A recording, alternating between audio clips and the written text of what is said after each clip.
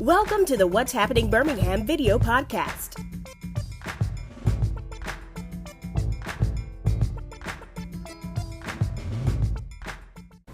Hello everyone, this is Jarvis S. Scott with What's Happening Birmingham. Today I have another different special editions interview series I'm doing. I like to spotlight, I like to call living historical figures here in our community. Some names that you probably never heard of, but they've made a lot of significant contributions to our city and our area and our state. So the individual I want to spotlight today is Mr. Ordrell Smith. And I was introduced to him through a mutual friend, a couple, and she became a friend to me. And she said, "You need to interview my dad." And I was like, "Sure." And then I started talking to him on the phone, and this guy is a living Alabama history book. Sir, how you doing today? I feel fine. Yeah. Great. So let's just first start off just with your childhood. Born and raised in Birmingham, Alabama. Born North Titusville. Okay. Was there for a year, 1949. Okay. And then we moved to Honeysuckle Hill, which is at that time, it was a prestigious neighborhood, small homes, but still prestigious. And they had it on the front page of the Birmingham News once that it was one of the most prominent black neighborhoods in the country. And to myself, I had been around Vestavia and Mountain Brook. I'm like, why are they saying that? But then I was reminded by someone that it was the only black community that was built, designed, developed with black leaders with having input. And school, Center Street Schools was the school in the community. And so then I realized, and it was coming up, it was a beautiful neighborhood with the trees and prominent neighbors. When I say prominent, I mean teachers, principals, the first black bus drivers, lawyers, black gemologists. I could just go on and on and on. I was really kind of took it for granted a little until now. In recent times, when folks like that, they don't live in the majority of the black community anymore. They move outside to the suburbs. But a great life coming up in South Titusville. Okay, so South Titusville, like I said, today, and then you mentioned you went to Ullman for high school, right? Yeah, we're skipping a lot, but that's okay. That was a designated high school for that area uptown. Parker High School, as you know, had been the high school for forever. It was the largest black high school at one time in the country, and because everybody was assigned to go to Parker High School. Okay. But Ullman was there for all 4 years. They integrated my last year for Ramsey. And back then, and even now, teachers were the greatest. They loved you and they cared about you. So I stayed for my senior year. I had some friends to go on up to Ramsey, and they endured a lot of racism. And I just stayed for my last year to be loved, by Dr. Bell, and who I respected dearly, so that's where I attended high school. And again, all the teachers there lived in your neighborhood, around the corner, across the street. So teachers were the utmost; they were the best. And again, the big deal was they wanted you to succeed. They loved you, and that's nothing to take for granted. Kind of like an HBCU. Oh, wow. So growing up, did you play a lot of sports? I played tennis. Played tennis in high school. Mr. Whitehead, chemistry teacher, was the advisor for our tennis club, and I was president of the tennis club. He got my interest up in some other students. Matter of fact, I would kind of sneak away from school to go down to where UAB plays baseball now, and play tennis, and then come back to school. So they used to call me Arthur Ashe because I played as at A&M, so that was a sport that I loved. That and basketball, but I played. My love was for tennis. Okay, so growing up, you grew up in a time in Birmingham with segregation. Correct. Tell me a little bit more about that time. I read about it, and in the history books, but kind of tell me your experience then. My experience when in I think it was 65, when the protesters, the leaders, came to Urban High School and some of the other high schools. I jumped out the window over there on 12th Street, myself and hundreds of other students. Oh, wow. And we walked down to Immaculata, and cheered them out of school, and then walked over to Parker High School. It was a lot of walking. And then on to 16th Street Baptist Church, where Martin Luther King spoke. Okay. And from there, we went downtown, right at the corner of 2nd Avenue and 18th Street, from where New Ideas intersected. And that was the police, the dogs, and the hoses, but my sister was with me. And I knew that if she got hurt, that I was gonna get it from my parents. And it was the first time I've seen a white person bleed, to look at the contrast of the complexion and blood running. And that affected me, you know, so I backed up and got away from the front line to avoid my sister getting hurt in particular. And so I didn't go to jail. We got put out of school, but they always said we can come back when it wouldn't be on our record. But right here where we are now, Pitt 6 building, coming here to shop as a family, all 6 of us, and we were highly respected. That comes the Smith family. We were all dressed, coming to buy for Easter, this, that, and the other. I just never did feel the full brunt. It was there, but the full brunt of the white water fountains, I would drink out of them and look around and see if anybody was going to say anything, and they didn't. But I was a part of that selective buying campaign that was very effective, boycotting, and like the bus boycott in Montgomery. And like right now, people don't realize it. It's going to take a while. It's not going to be immediate. I don't go to Walmart, and I don't go to Sam's anymore. I'm a Costco person. Okay. I'm saying that to say that we were affected, and we won that milestone. Schools were integrated, and didn't want us there, you know. But when I finished school, I knew that just about the only jobs available were at the steel plant. So I hung around. I took all of my students for 25 years working at UAB and DEI. Tell them that you have to watch who you're around, so you can't fly with hang around with the buzzards and fly with the eagles. And saying that to say, all of my friends were going off to college. So I applied for A&M, got there, and finished there in 1971. And some of the best years of my life. You know, so my cousin, Dr. Freeman Rabowski, even to this day, retired president of the University of Maryland, he would tell students, get that nourishing from an HBCU. Then you can go on to your master's or doctorate at a majority school, and which he finished Hampton. But saying all of that to say that I had a wonderful childhood coming up.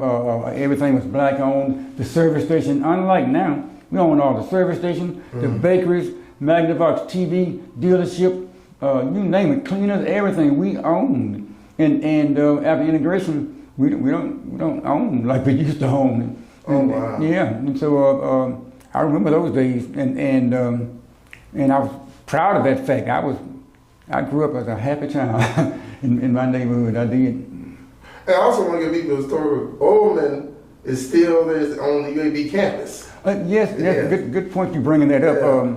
I was active with getting the Urban Museum established, very active. I eventually became national president of the Urban Alumni Association. And the biggest part out of that was working hard to get the museum established, myself and a few other people. But that and the fact that University of Alabama Board of Trustees had, it was already approved for demolition. And so I called Freeman and asked him, would he send a letter to Dr. Watts? And Dr. Dale was the intermediary. He was the highest ranking black at UAB, senior vice president. He was going over them. So I intended to have the letter, and I'll get it to you, to bring here. It was succinct and to the point, telling Dr. Watts, expressing to him that we survived super graduates out of Urban High School, that we were using used books, raggedy books from the majority schools, and we all survived and did well. And that letter preceded Dr. Dale in Dr. Watts' office, And again, my plans were to have it here and read it. But he mentioned Mary Kay Bush, Condoleezza Rice. He mentioned a lot of people that were affiliated with Urban High School. Her daddy was our counselor, Reverend Rice. Okay. But saying that to say that they voted to stop the demolition. John England, who was on the trustee board at that time, he was also there. But it was the letter that saved Urban High School, and is, as you know, still there today. So, what year was this? I guess about 10 years ago. 10 years ago? Okay. 10 or 12 years ago. Okay. So, after college, where did you go work next? Well, in 1971, just about 8 years away from the bombing, 1963, very impactful in my life. That day, sitting in the church, hearing the bombing, and everybody knew if somebody had been bombed. It was 10 o'clock that morning over at St. Mark's CME in Titusville.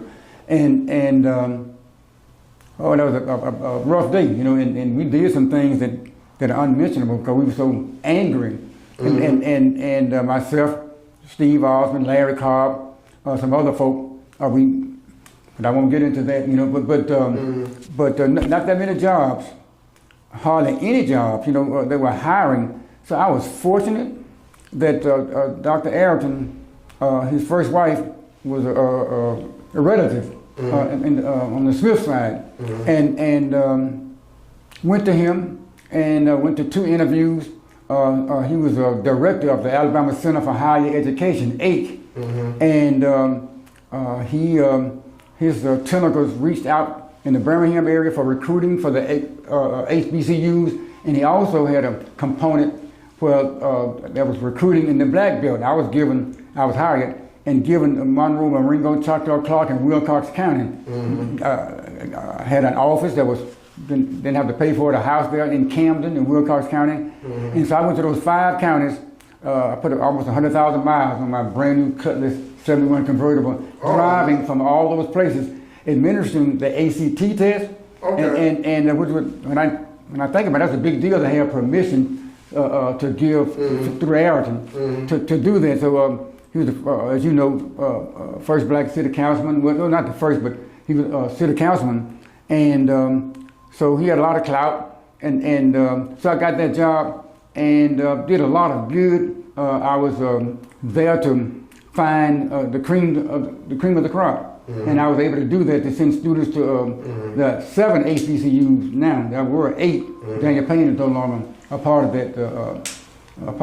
So Daniel Payne was HBCU? Yeah. Oh wow, like Daniel Payne High School? No, Daniel Payne College. College. Okay. Yeah, it was a 4-year college. Oh wow. Okay.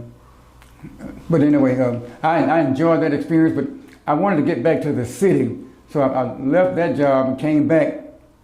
Still, a lot was not going on, and one of the first jobs I got, I was the first black at Southern Airways, and there was like maybe 1 black at Delta, and stayed there for about 5 years, and there was a cutback nationwide for Southern Airways that was owned by LTB Stevens. That LTB Stevens Highway. That's what they mean. Yeah. Highway. Okay. Right.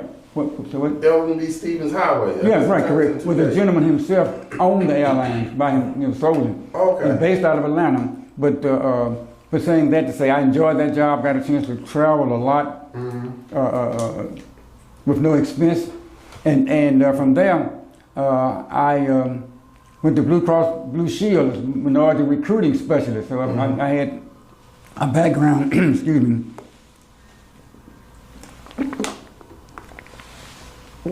Had a background in recruiting. So I was able to, it's a feel-good thing to be able to go out and recruit and find minorities for accountants, auditors, and a lot of them are there. And then I was able to hire a lot of black females, in particular, hundreds. Everybody would say, "Why did you leave Blue Cross? You were doing a lot of good." But did a lot of good, and the white managers, they were glad that I was filtering out good people that were going to work, and they would come and say to me after interviewing 2 or 3, which one you think is the best, and I would just about tell who could get along, and they were, and the test that they gave to me, it didn't determine your aptitude. So I would do, I don't mind saying, a few things to make sure they passed the test, and they worked out good, retired from there, black and white, you know. Mm-hmm. So from there, after about 5 years, I opened up a building maintenance company, Okay. and operated it for about 15 years. And eventually, for growth, you need to get a loan. I was never able to get that loan. Okay. And like my brother did. I got him into the business after he retired from the Air Force in Arizona. But I sent him the book, How to Start a Building Maintenance Company from Scratch. But they got a loan, a grant, not a loan, but they got a grant for $30,000 by just writing a letter as to why they feel like they should get the loan. And they got approved. But they skyrocketed, got up to about $2 million. Okay. But saying that to say, after that, I got to UAB. I was John Rogers' campaign manager, and he had run for the city council 2 or 3 times. And I didn't know him then, but when I bumped into him at a local black business, Cleaners, and he told me he was running, and took my clothes home and came back, and we walked the street, and he got elected. And he was a very effective. People haven't said anything too much lately in the media, but I'm here to tell you, he was chairman of Ways and Means, and he was responsible for getting all the UAB's monies, and he was very, very effective. So I'm proud of that fact that I was associated with him, and even to Jackie Smith, my ex-wife, we're friends. She Francis Falkenberg, a guy that I knew, who's a legislator, who was instrumental in getting John elected also. When I say that there's a vote count, and John was ahead about 30 votes, and they had to open up the ballot box and count. So Judah Morin at that time was circuit clerk, and they told us what to do: sit outside the courtroom door, sit there, make sure nobody went into to those boxes. And so they had it on the front page, counting 1, 2, 3, 4 slash, 1, 2, 3, 4 slash, and Ronald Jackson's campaign manager was there, and saying all that to say that they got us jumping up in the air, celebrating because he had won. But back to Jackie, I was called and told that there was a slot coming open, and that would I be interested, and I knew that it was going to take a female to draw some of those white voters in those 8 areas, separate from the other 4 districts.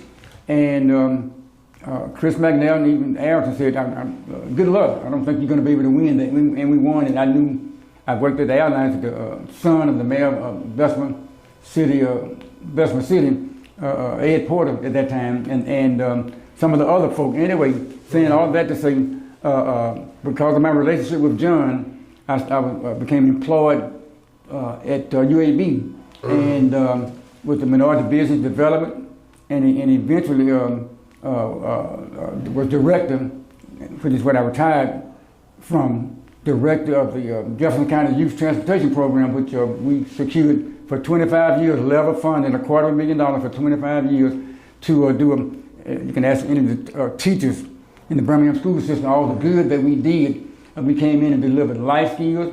We delivered skills regarding engineering interests, and so a lot of folks got jobs as civil engineers, and or it was all transportation related. It was a good feeling to know that if we took you to a tour at Mercedes-Benz, and at the end of the year for our annual report, I had to call 300 or 400 people, and just labored calling. And it was a nice feeling to hear parents say, "Oh, he's working at Mercedes-Benz," or "He's working here, he's working there."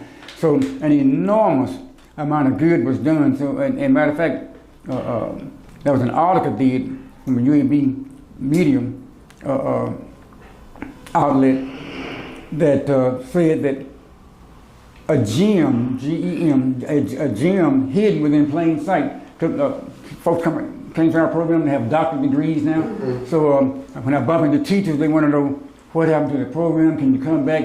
Well, the powers that be, they're funding went to a group out of Montgomery.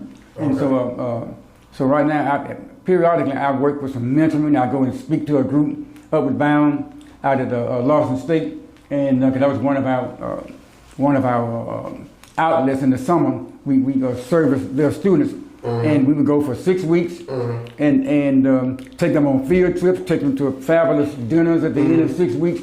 So they look forward to us coming. Black-owned bus company did well with our program. Every 6 weeks we leasing a couple of buses, and so we made black catering companies. They were the events were catered. So I can talk forever about the good from those almost 25 years at UAB, and so I feel good about the work that was done there. We'd like to do more with the youth, even now. We just need all the help that we can get with our young black males and females, so there still is a great need for volunteers to do mentoring with our young folks in the area high schools, and we were able to deal with all the schools, especially in the summertime, because with Upward Bound, we have students enrolled in that program from all the high schools. So they may have students at Homewood. So it wasn't just the Birmingham area 7 high schools, but trust me, we were so well respected that when at the end of that 6 weeks and the beginning of another session, we didn't even have to go through the principal or anybody. We just walked in, found our teachers, and they was, when are you going to come back? So and if you know anybody that work in the Birmingham school system, ask them about the Jefferson County Youth Transportation Program. Okay. And they can tell you all the positive things that we did.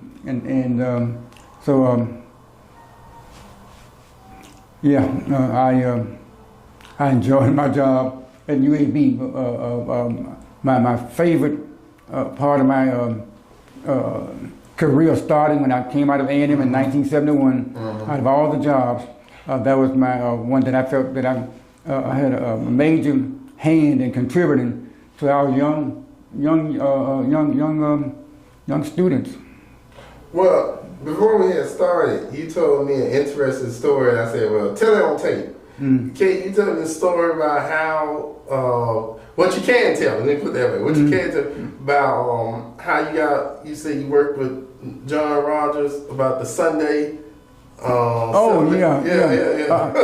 was a lot of things involved with my relationship with John, and I always felt like I worked for him, but he was a friend, and he made sure I knew that I felt like I never had a boss, but in working closely with John, Fred Horn, and some of the Bill Slaughter, some of the big high-powered lawyers, I was hired by Pizzitz right here. I was hired as a coordinator for the GOTV, Get Out the Vote, and for the Sunday liquor sales and the gambling. And I was tasked with going throughout the county. It was a countywide vote, and back then we came out. We came out to vote. Unlike this last election, it was so sad when I got to the polls and saw nobody in there. What's going on? But back then we were very effective at getting out the vote. So I had an office up on the south side, and we got out the vote. And horse track came, Sunday liquor sales came. So, and working with John closely, I was carrying stuff back and forth to Montgomery. So George Watkins thought that I was a legislator. I was down there so much sitting in the room with all the legislators, and I was there a lot. So I consider that an accomplishment, getting Sunday liquor sales, and so that we can get tourism, because folks were not coming to Birmingham for conventions because they couldn't buy a cold beer. On a Sunday? On a Sunday, yeah. So that got approved, and the horse racing, and which is still alive out there. The horse racing faded out. And the dog racing. So as you know, even now, the Indians have bought the horse track. You were aware of that, right? Yeah. Okay. So I'm looking forward to them taking full charge, and for them bringing major entertainment like they do in Wetumpka. And it's going to be different. And they won't have the table games. But maybe one day we'll get that. And maybe the lottery that we attempted at that. But that was a big deal for the Sunday liquor sale. So the city and the county and the Jefferson County Convention Bureau, I was given a big brass key for my efforts in getting that vote out. And I don't know what that key is now. But it was a big one, it was all brass. But he was adored by the Tourism Bureau for what he did. And so whatever you want to say, if you got anything to say negative about John Rogers, I'm here to tell you, I was a living witness 24/7 that John did a lot for Birmingham, John Rogers, so sort of be interviewing me, but I'm telling you who the key players were. And Fred Hohen, chairman of taxation and finance. Lord have mercy, we had it going on. I'm telling you, we had it going on. Now there's super majority down there, and we can't get a lot done. They did get that recently. I'm surprised that the Glock switches. The Glock switches. Yeah, surprised that they got that through. So it would look bad. Kay Ivy figured she would get that done. So I got to know her when she was I think she was a state treasurer way before she became governor. And I would go intermittently with her office to pick up checks that John had to give out in the community. But I really have enjoyed and I'm in good health and feel good, doing a lot of things with my daughter in particular, going to a lot of concerts and traveling, and so I. What's your favorite destination you visited? I've gone so often, particularly when I was working for the airline, but I love the beach. And I love the beach, anybody's beach, and that's my favorite. And in the mountains, I've gone hiking. I still like to hike with our twin grandboys, and my lovely granddaughter Lotus, and the twins Tristan and Aiden, and my son Jared, who's a sea captain now. He fell in love with the ocean from our trips with them growing up, being around the ocean and doing experiments. When he was in the 2nd and 3rd grade at Epic, they were going down to Dolphin Island. He was the only black in the class. Oh, wow. So he, biologist at heart, did about almost 20 years with he was a liaison between the CIA and the FBI via Homeland Security. And he was a part of the forefront, developing methods and techniques to detect deception by eliciting a response. So he was in England once, and at a conference, and they didn't tell him that he was going to be in charge of it, but after 9/11, a lot of things were developed, and he was involved with it. But saying that to say that, and my daughter, a big federal contractor, president, she's working for Northrop Grumman, had been with them before, 15 years with Boeing in St. Louis, and Lockheed Martin. So she's an expert contractor, management contractor. So she's in Huntsville. So I'm going up there this evening. I forgot the name of that comedian. We're going to the comedy club. But I love to cook. I do a lot. I eat very healthy. I fix pitchers every 3 days in a blender with broccoli, spinach, cauliflower, blueberries, strawberries. I can go on and on. It's about 12 ingredients. I'm drinking that on a regular basis. Yes, ma'am. Yes, sir. On a regular basis. Try that. Yep, and just reminded, I was mentioning to you earlier that I love to talk health, that 100,000 gallons of blood are circulated through our bodies daily, 100,000 gallons. So you gotta walk, you gotta exercise to keep that working. So I have to remind myself to keep going to Planet Fitness. I got a treadmill at home, and so it's my big thing right now is pushing health. And my son, before he got his license as a sea captain, they had a strict vegan restaurant, successful for about 7 years, but after COVID, they never got all the way back. They were dependent upon wealthy Japanese people coming through their place, going to Wapu Valley, which is considered the closest thing to heaven on earth. And they would in the spare time, give tour guides. He knows Hawaii back and forth. So he loves Hawaii. So I've been out there a few times, getting ready to go back soon. So he loves the ocean. And Ordrell, she makes real good money, but she would like to open up, do something health oriented. So okay. I stopped buying sugar 40 years ago. I was fixing Kool-Aid. I realized 5 pounds a week, and people weren't talking health then in California. They were, and I just stopped buying it. So stopped buying soda. I haven't had a soda or white sugar anywhere near me in 40 years. It's killing people more than cocaine and crack. So I'm just saying the other white drug. So I'm just saying I'm talking about it because that's what I breathe and live daily, eating healthy. And when I'm leaving, about 40, 50 lemons at a time, juice them, put them in an ice cube, and then put them in a freezer bag. So I always got access to a lot of lemon cubes that I just drop in my water, drop in my smoothie.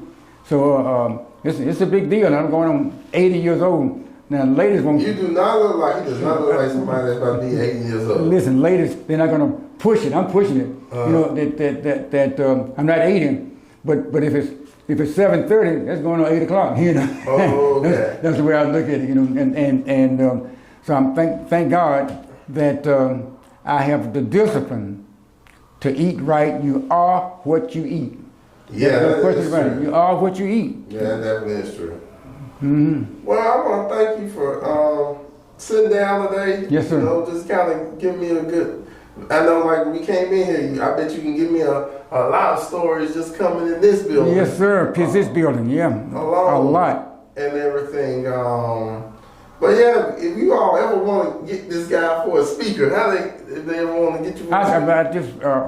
Chef Will, top vegan restaurant owner in Huntsville, has been designated by Huntsville as one of the top 10 places to go before you leave Huntsville. Okay. Well, he just told me yesterday that he would like to get me to speak to a group of his older folk that he caters to, and he works with the Huntsville Hospital for a special needs diet, and he said that he believed I could be more effective than he would be for somebody in my age group to look at me and hear what I got to say, and it might be more effective. So I was just asked that yesterday to put me on the Speakers Bureau up in Huntsville to speak to the older group, because I don't consider myself older. I just really still feel like I'm in my 30s or 40s. Somebody said, come on, Drell, say 50s. I just, you know what you eat. I drink a lot of water. I drink 124 ounces of water a day. A day? I got... how many bottles that is? Well, I got 6 16-ounce glasses. Then I got set up beautiful little blue glasses. And the behavior modification training myself. So I know when I've gone through those 6 glasses, that's 6 times 16. But I've gone beyond that. I got this beautiful picture that I got with designs on it that holds 124 ounces. So before I came to meet you, I'm refilling. I got 2 of them. I fill them both up. So just about everything you read, the bottom line is exercise and drink a lot of water. You can rinse out and cure a lot of diseases. 70% water, that's what we are. If you drink a lot of water, I eat a lot of healthy things. I keep my refrigerator full of blueberries, strawberries, spinach, broccoli, cauliflower. I'm never... And you mix all that in one... In one blender. My daughter, she being nice to me, she's going to order me a juicer. I got a big old package of about 30 or 40 carrots, so I juice the carrots. But the smoothies, I blend all of that. I blend. It's an arduous task. It takes me a minute. And I thank God that when I'm in the kitchen for the will and the discipline to do it. And then put it in the refrigerator, seal it up, and just drink it when I leave the house. Keeps me from going to a restaurant, sometimes buying stuff like, oh, that wasn't good. And even though I'm really big on Chipotle, but they got some healthy options there. But otherwise, I've got this thing, ex-girlfriend of mine in Montgomery named it Stoop, in between stew and soup. And 21 ingredients. My daughter has documented, got it written up. I put about 9 pounds of ground turkey. Okay. I put saute that separately and season it. Okay. And about 6 or 7 bulbs, not cloves, bulbs of garlic, red onions, tomatoes, zucchini, squash, okra, vegetable broth, and I'm corn, yellow squash, 21 ingredients. And I fix it up and I freeze them and bag it up so it'll be available to me on a regular basis, so I won't mess up. If I'm hungry, I go get a bag. I'm about to bring you back on for a cooking expedition. And I have posted on Facebook, and I've had nurses call me and say, I'll buy a bag. And so, and I know a guy had 2 shoulder surgeries, rotary cuff tear, a sign language guy at my church, and he said that the first one took a long time to heal, but with my suit, it healed in no time, and I've left out a lot of ingredients, but it's so, my mouth is getting watery now thinking about the taste of it. I'm down right now. I got 8 pounds of black beans to be cooked, 8 pounds. Oh, wow. And how important that is, black beans, and real healthy for you. So I try my best, and longevity, as Martin Luther King said, has its place. And I'm not trying to live forever. I just want a quality of life that I like to just go to sleep when I leave this planet, leave this space. Well, you gonna have me hungry, go get something to eat. Well, I take you to lunch. All right, well. You know what I haven't been? What? Your mama. I used to go when they were up on 2nd Avenue. Okay. Have you been there yet? It's been a while. Okay. Have you been there at the new location? No, I'm in a new location. You know they have a new location across from Harvard. Yeah, I heard about that. Okay, the city, one of the big deals I've seen the city do, they facilitated that move. I mean, like a $500,000, $1 million. Yeah. But they were on Channel 6 the other day, and she was giving a cooking demonstration. So I missed going there. So I don't know what your time is like, but I would love to treat you to your mama. I can't do the dates, but I definitely yeah, we can continue. I know we probably have some more stories. Yeah. But I want to thank you for coming on today.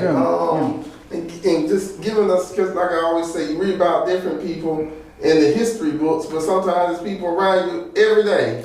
It's so much more. Thank you for letting me get this out of my system, but it's so much more that I could say about my life, so it's just cool to be in this space, in the Position building, and to name all the things that I've been blessed to be able to affect some changes with our young folks, because that's what I've been working with, a good part of that, young folks.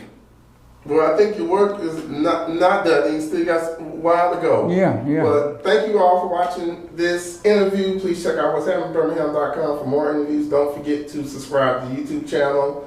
I'm on TikTok. It's Happening Beham, and the audio version of this is on Apple Podcasts. Thank you all again. And based on our interview at the end, let's go get something to eat and let's drink some water, everybody. Bye-bye. Yes, sir. Mm-hmm. Yes. Mm-hmm. Thank you for watching the What's Happening Birmingham video podcast. Please check out our website, app, or subscribe to our YouTube channel for the latest videos today.